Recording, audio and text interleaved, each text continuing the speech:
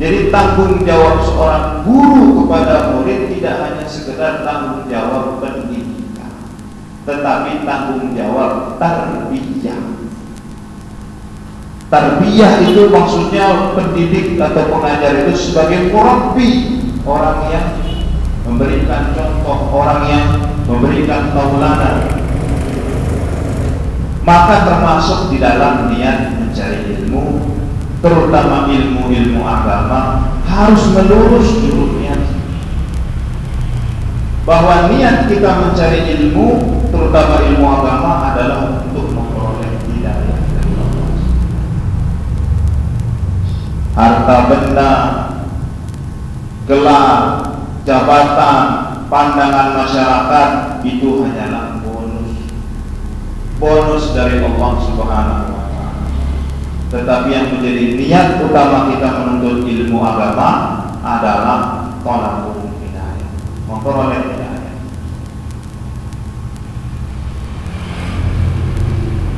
Kita lanjut sedikit. Walakin yambaghi laka an ta'lam qabla kulli syai'in, tetapi harus juga engkau mengetahui para penuntut ilmu qabla kulli syai'in, sebelum segala sesuatu, annal hidayah allati hiya samratul ilm laha bidayah wa nihayah wa zahir wa batin. Imam Ghazali menjelaskan annal hidayah allati hiya samratul ilm. Jadi yang disebut sebagai hidayah adalah samratul ilm, buahnya ilmu. Apa maksudnya buahnya ilmu? Dijelaskan di sini oleh Imam Nawawi Al-Bantani. Maksudnya adalah al-ibadah ma'al ilmi, wa illa kana ilmuka haba'an mansura.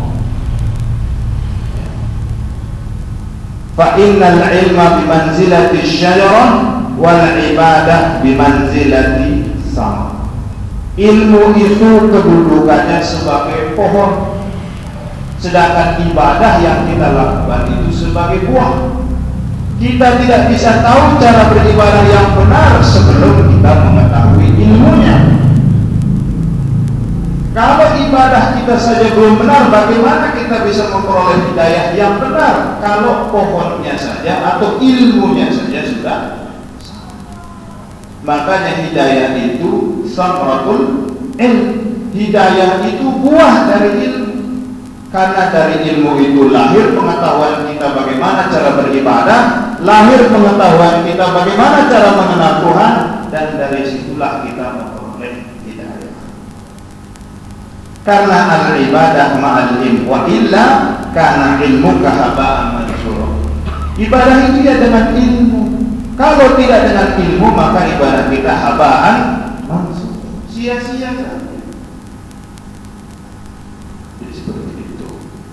Diberikan contoh oleh Imam Nawawi Al-Bantani, fayajibu 'alaika awwalan an ta'rifal ma'bud. Maka misalnya sebagai seorang muslim, yang pertama harus kita punya pengetahuan ilmu tentang al-ma'bud yang kita sembah di sana. Itu ilmu pengetahuan. Awalan an ta'rifal ma'bud summa ta'budu. Sudah kita kenal siapa yang kita sembah, ta'budu, kita sembah.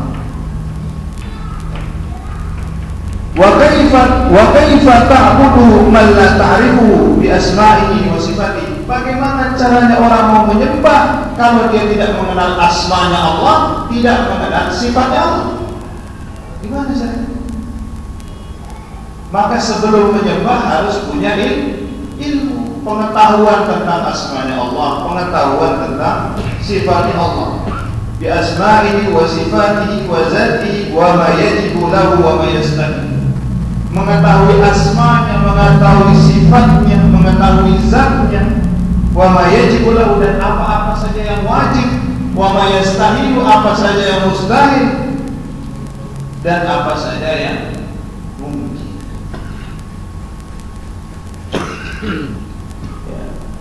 Jadi Inilah hubungan antara ilmu dengan hidayah. Sebelum kita bisa beribadah, kita harus memiliki ilmu. Sebelum kita mendapatkan hidayah, kita harus melaksanakan ibadah dengan benar. Maka kita tidak mungkin mendapatkan hidayah kalau kita tidak mendapatkan ilmu pengetahuan. Dasar sandaran dari adanya hidayah adalah ilmu. Karena annal hidayah huwa thamratul ilm. Hidayah itu buahnya ilmu. Tidak mungkin orang bisa menjadi wali tanpa memiliki pengetahuan agama. Tidak bisa seseorang kemudian bicara depan umum tentang agama kalau dia punya ilmunya. Ini yang menjadi masalah. Dasar sandaran dari hidayah adalah al-ilmu. Karena dari ilmu kita mendapatkan pengetahuan tentang cara beribadah. Misalnya tentang Allah Subhanahu wa taala. Di dalam keyakinan Ahlus Sunnah wal Jamaah, hukumnya wajib kita mengetahui sifat-sifat Allah yang 20. Kenapa hanya 20? Sifat 20 sini wujud, qidam, baqa, mukhalafatul hawadisi, qiyamuhu binafsihi, wahdaniyah, qudrah, iradah, ilmu hayat, sama basar, kalam, qadirun, muridun, alimun, hayyun, sami'un. Itu 20 sifat Allah yang wajib. 20 sifat Allah yang mustahil lawan dari 20 sifat yang wajib. Misalnya wujud lawannya ada, qidam lawannya hadis, baqa lawannya baqa artinya lawannya fana. Apa fungsinya mengetahui sifat Allah yang wajib, sifat Allah yang mustahil, sifat Allah yang mungkin? Karena dalam keyakinan lain sifat Allah sini lebih, dia 20 doang. Allah marah, nah ini sifat Allah. Allah rere, nah ini sifat Allah. Kenapa dalam Ahlus Sunnah wal Jamaah sifat dibatasi hanya 2? Karena dalam Ahlus Sunnah wal Jamaah sifat dibedakan dengan asma. Sifat dibedakan dengan asma. Kalau sifat dia punya lawan, ada sifat wajib, ada sifat mustahil. Tetapi kalau asma itu boleh dua hal yang berlawanan ada dalam satu zat Allah Subhanahu wa taala. Misalnya Allah taala Ar-Rahman Ar-Rahim, Maha Pengasih, Maha. Boleh apa dia Allah taala ya silik? Boleh. Maka tetap Ar-Rahman Ar-Rahimnya Allah bukan berarti menafikan Allah Ta'ala boleh marah. Ini kalau bicara asma. Jadi asma Allah Ta'ala itu menggambarkan dua sifat yang mungkin saja bertolak belakang. Tetapi kalau sifat itu kalau Allah Ta'ala wujud tidak mungkin ada. Kalau Allah Ta'ala qidam tidak mungkin hadis. Kalau Allah Ta'ala baqa tidak mungkin fana. Ini perbedaan antara sifat dengan asma. Maka di dalam Ahlus Sunnah wal Jamaah asma dibedakan dengan sifat. Jadi bukan berarti sifat hanya 20 kemudian sifat-sifat lain tidak sama. Maksudnya sifat 20 ini adalah sifat akli dan nakli yang ditetapkan para ulama supaya mudah itu mengenal sifat Allah Ta'ala.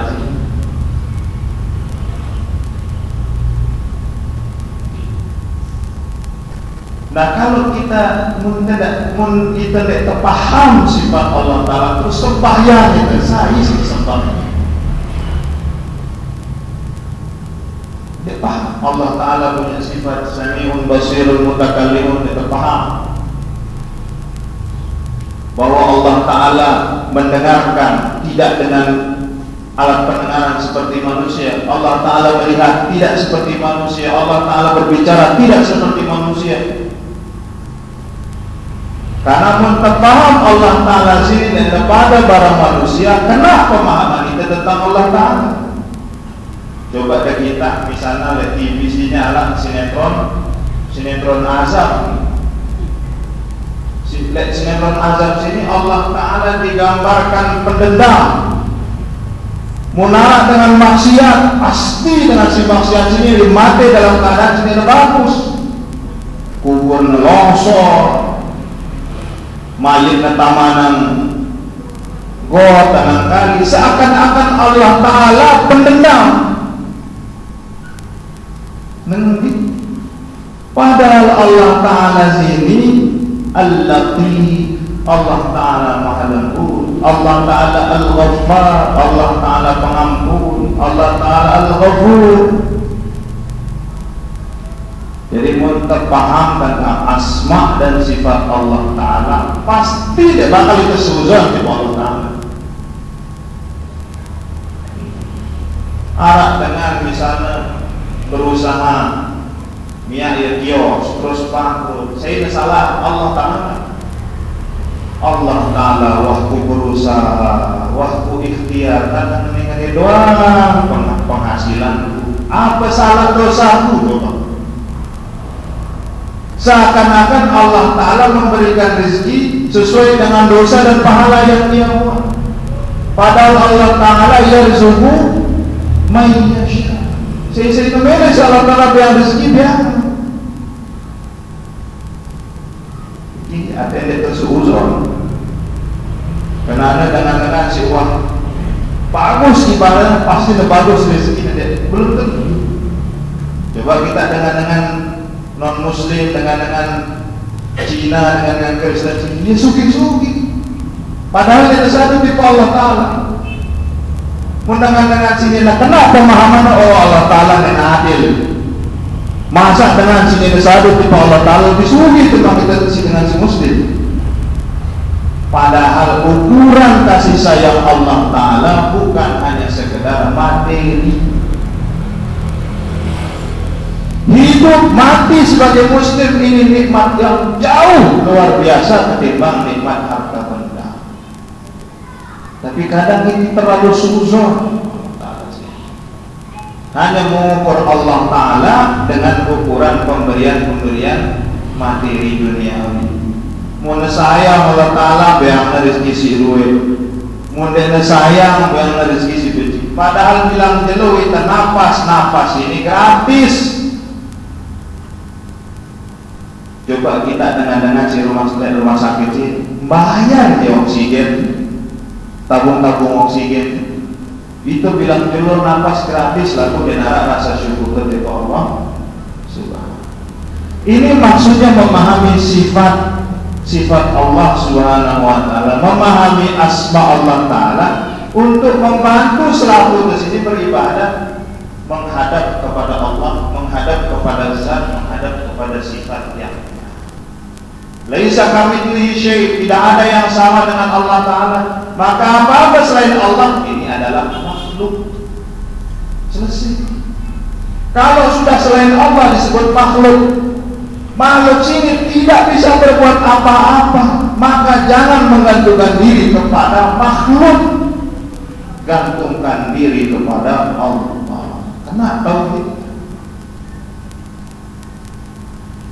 ini. Jadi al-hidayah allati hiya thamratul ilm, bahwa hidayah yang merupakan buah dari ilmu pengetahuan, laha bidayah wa nihayah. Dia itu punya awal, punya akhir. Dia juga punya zahir, punya batin. Jadi hidayah itu punya awal, punya akhir. Hidayah juga punya hidayah yang zahir, yang bersifat fisik. Ada juga hidayah yang sifatnya bersifat batinnya. Nah, bidayatul hidayah kitab ini bermaksud membahas awal permulaan dari hidayah itu apa. Kalau memang yang namanya hidayah punya awal dan akhir, maka apa yang menjadi awal dari hidayah? Itu yang akan kita bahas di dalam kitab Bidayatul Hidayah. Wala usula ila nihayatiha illa ba'da ahkami bidayatiha. Kita tidak akan pernah sampai kepada ujung dari hidayah sebelum ba'da ahkami bidayatiha, sebelum mengetahui, memahami apa yang menjadi permulaan hidayah. Dalam penjelasan Imam Nawawi Al-Bantani, bidayatul hidayah dia syariah. Permulaan dari hidayah itu adalah syariat. Maksudnya syariatnya apa? Ta'abbudi atau ibadah-ibadah yang kita lakukan itu menjadi permulaan dari hidayah. Dan mungkin mau hidayah sebelum melakukan ibadah zahiriyah, ibadah fisik. Contoh, innas salata tanha 'anil fahsya'i wal munkar. Apa permulaannya? Permulaannya adalah bidayah. Salat sebagai bidayah. Salat sebagai syariat, sebagai bidayah. Apa akhirnya? An-nahyu 'anil fahsya'i wal munkar. Sebagai hasil, sebagai akhir dari hidayah adalah menjauhkan diri dari perbuatan fahsya, menjauhkan diri dari perbuatan munkar. Tapi sebelum sampai kepada an-nahyu 'anil fahsya'i wal munkar harus dimulai dengan as-shalah. Itu maksudnya hidayah itu punya awal dan punya akhir. Awalnya adalah ibadah fisik, ibadah zahir, hasilnya adalah ibadah batin dalam bentuk akhlak dan perilaku. Maka orang sholat itu harusnya hasil dari sholatnya adalah an-nahyu 'anil fahsya'i wal munkar. Kalau sholatnya tidak menghasilkan akhlak seperti itu, maka bisa jadi cara atau rukun atau syarat sah di dalam sholatnya belum terpenuhi. Ini keyakinan yang berdasarkan penjelasan Imam Ghazali.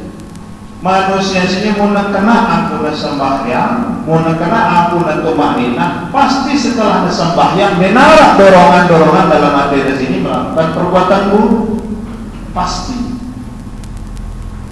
Tapi menarik kekurangan, arak salah, arak hilafnya ketika sembahyang, pasti masih arak dorongan-dorongan untuk melakukan perbuatan dosa. Maka ulama-ulama zaman akhir sini kadang-kadang mewajibkan sholat sunnah. Tujuan apa sholat sunnah sini? Untuk memperbaiki, untuk mengisi, untuk menyempurnakan apa-apa yang kurang dari ibadah wajib.